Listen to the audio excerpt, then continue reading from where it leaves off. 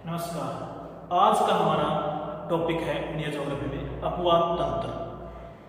अपवाद तंत्र जिसे हम सामान्य रूप में नदियाँ या नदियों के क्षेत्र या नदियों की दिशा, मार्ग, नदियों की लंबाई चौड़ाई, उन सब का अध्ययन यहाँ पर करेंगे। अपवाद तंत्र किसी देश के ऊंचावच, ढाल, वहाँ पर वर्षा की मात्रा कितनी है, उसकी दशा क्या है, स्थिति उसकी क्या है, लोकेशन, नक्शा, देशांतर, उसके आधार पर निर्भर करता है। ऊंचावच कैसे प्रभावित करेगा? जितनी ज़्यादा ऊंचाई पर होगा वहाँ पर बर्फ ज़्यादा होगी, पहाड़ियाँ ऊंची ऊंची होगी तो बर्फ ज़्यादा होगी तो वो पिघलेगी तो नदियों का रूप ले लेगी। ढाल, जिस दिशा में ढाल होगा नदी हमेशा उसी दिशा के अनुरूप बहती है। भारत देश की बात करें, यहाँ पर अनेक छोटी बड़ी नदियाँ हैं, सैकड़ों छोटी बड़ी नदियाँ हैं जिस पर लोगों का जीवन या लोगों की आजीविका निर्भर है, क्योंकि भारत एक कृषि प्रधान देश है और कृषि के लिए नहरें जो है नदियों से संपर्क में होकर सिंचाई की जाती है। तो आज हम अपवाद तंत्र के बारे में अध्ययन करेंगे कि भारत में अपवाद तंत्र की क्या स्थिति है, किस दिशा में है। तो अपवाद तंत्र, जिसको आप ड्रेनेज बेसिन बोलते हैं,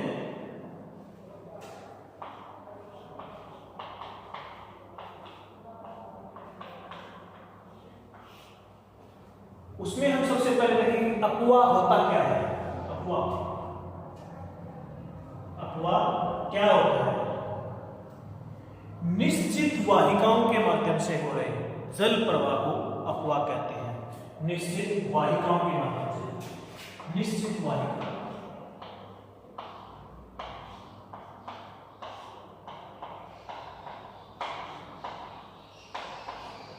निश्चित वाहिका।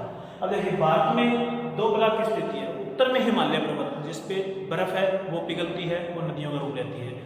दक्षिणी भारत में प्रायद्वीपीय पठार, वहां पर वर्षा का जल भूमि सख्त होने के कारण नदियों के माध्यम से अरब सागर और बंगाल की खाड़ी में गिरती है। बीच में उत्तर भारत का मैदान। तो जिस निश्चित वाहिका में जल जाएगा भूमि के ढाल के अनुसार, वहां पर एक नाली बन जाएगी, उस निश्चित वाहिका को अपवाद कहते हैं। फिर है अपवाद तंत्र। क्या होता है अपवाद तंत्र? वाहिका के जाल को, वाहिका के जाल को अपवाद तंत्र कहते हैं। मान लो ये हमारी गंगा नदी यहाँ पर बंगाल की खाड़ी में गिर रही है, ये किसी निश्चित वाहिका, मतलब कोई खाई बन गई पानी के साथ साथ, तो ये क्या है? पहली लाइन निश्चित वाहिका अपवाद है, इस दिशा में आ रही है नदी। जब इन वाहिकाओं का तंत्र बन जाएगा, कोई यहां से आ गई, कोई यहां से आ गई, कोई यहां से, तो ये क्या है? अपवाद तंत्र हो गया, गंगा नदी तंत्र, गंगा अपवाद तंत्र। उसके बाद अपवाद बेसिन क्या होता है? वह संपूर्ण क्षेत्र, अब ये गंगा नदी के अंतर्गत इतना जो एरिया आएगा, ये वह संपूर्ण क्षेत्र जिसका ढाल, ये ढाल इसका इस साइड है, यहाँ भी इस साइड है, यहाँ इस साइड है, सारा कहाँ है? यहाँ पर, जिसका ढाल एक दिशा में, उसे अपवाद बेसिन कहते हैं। तो जल का निकास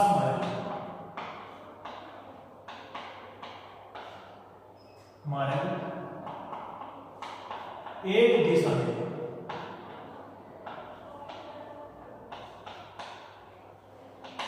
उस एरिया के संपूर्ण जल का निकास मार्ग एक दिशा में होगा तो उसे अपवाद बेसिन कहेंगे। आगे एक क्रम आती है जल विभाजक।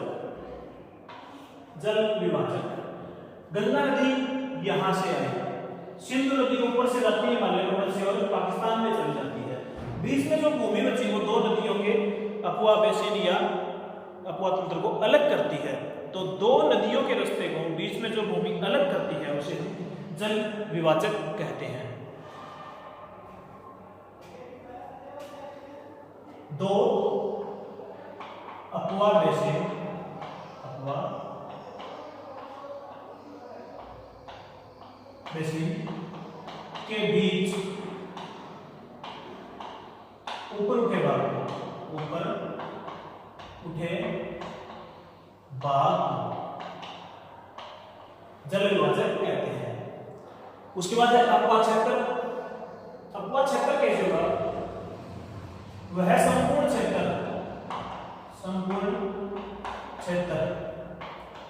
जहां से एक नदी जल ग्रहण करती है, चाहे वो जल बर्फ का हो, चाहे वो जल वर्षा का हो, वह संपूर्ण क्षेत्र जहां से एक नदी जल को लेके आती है अपने साथ, उसे हम अपवा क्षेत्र कहते हैं।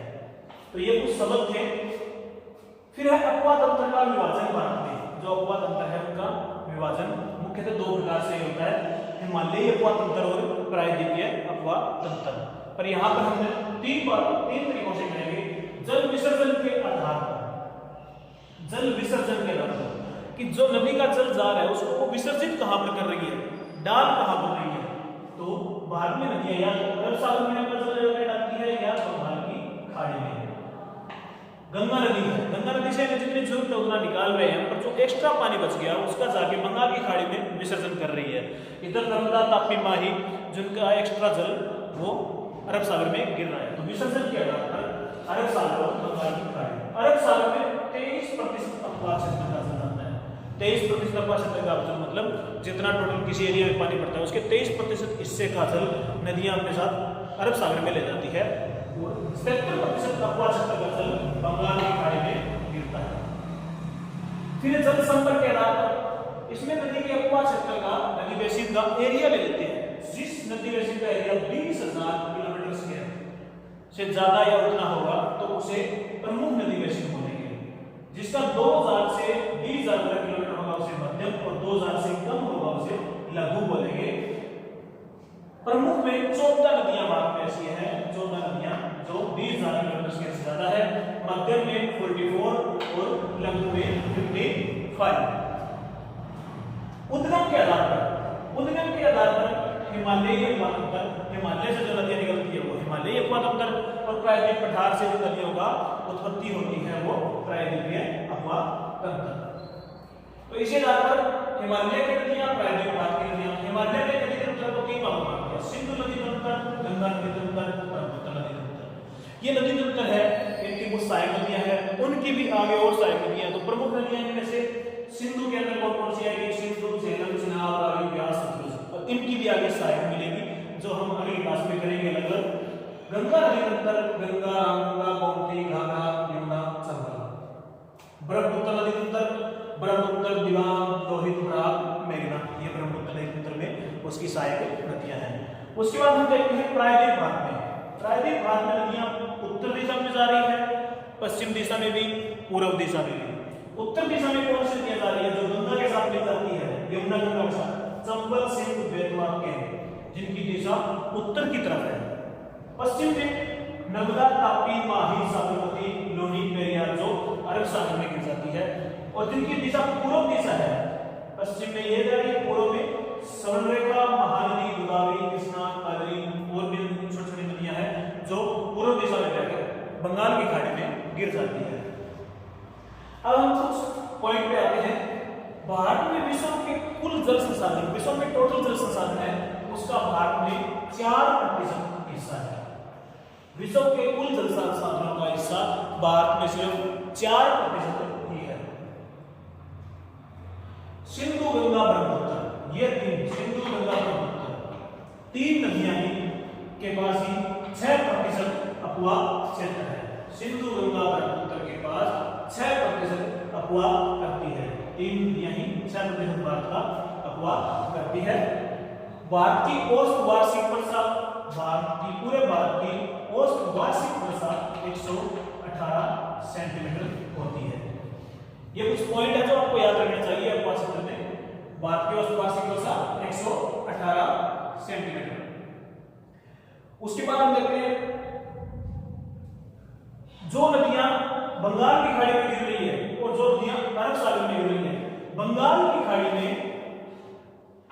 90% पानी जाकर गिरता है जल राशि का, और अरब सागर में 10% पानी, मतलब बंगाल की खाड़ी में अरब सागर से 9 गुना ज्यादा पानी गिरता है। टोटल 100 बाल्टी पानी होता है एक्स्ट्रा, तो 90 बाल्टी बंगाल की खाड़ी में जा रहा है और 10 बाल्टी अरब सागर में जा रहा है।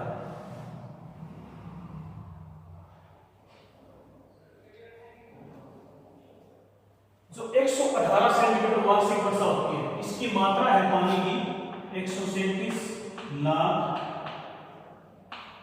घन मीटर। 137 118 सेंटीमीटर औसत वार्षिक वर्षा इसकी टोटल मात्रा है। तो यही थी नदियां जो नदी अपने ढाल के अनुसार बहती है और बाद में मुख्य रूप से दो भागों में बांट देते हैं, हिमालयी अपवातंत्र और प्रायद्वीपीय अपवातंत्र। हिमालयी अपवातंत्र को हम सिंधु, गंगा और ब्रह्मपुत्र अपवातंत्र में बांट देते हैं और प्रायद्वीप के अंदर हम उत्तर में जाने वाली, पूर्व में जाने वाली और पश्चिम में जाने वाली इन आधार पर इनका विभाजन कर देते हैं। और कुछ ये टर्म है अपवा, अपवातंत्र, अपवा बेसिन, जल विभाजक और अपवा क्षेत्र। ये आपको याद रखनी है क्या चीज होती है। अगले क्लास में हम देखेंगे कि सिंधु नदी और इसकी सहायक नदियां कहाँ से जा रही है, किस राज्य से जा रही है, कौन सा इन पे बांध है, कहाँ गिर रही है, सिंधु, गंगा, ब्रह्मपुत्र, एक एक नदी को करते जाएंगे। ये था आपका अपवा तंत्र या फिर ड्रेनेज सिस्टम।